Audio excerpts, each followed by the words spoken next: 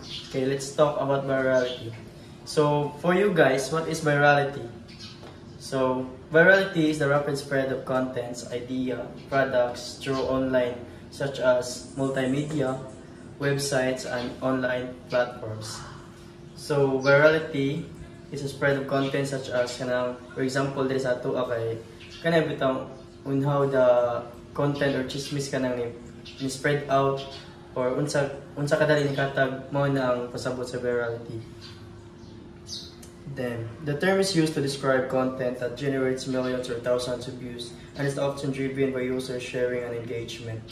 The term virality is used because it's similar to a virus, which also spreads quickly.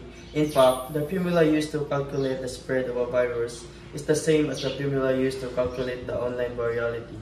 So virality is how the thoughts of person which kanang unsa bitaw kadali kanang maabotin sa laing lugar, maabot sa laing tao, kanang paagi man sa kuan kanang social media.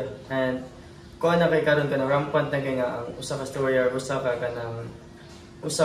pahayag or kanang mensahe maabot bitaw sa place or sa lugar kay through na lang sa kuan social media, website o sa online platforms.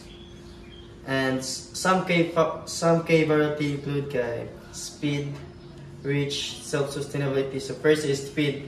It is how quickly the content spread. Kung unsa siya kapaspason, murag wala lay minutes ka nang, sa example sa karon mag-post sa tong kuan kanang natay chismis about anang issue sa tong kuan ron.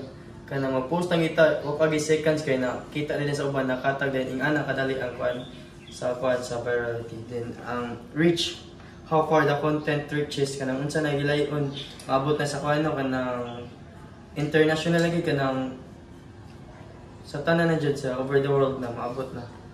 Then self-sustainability, how will the content keep going on its own?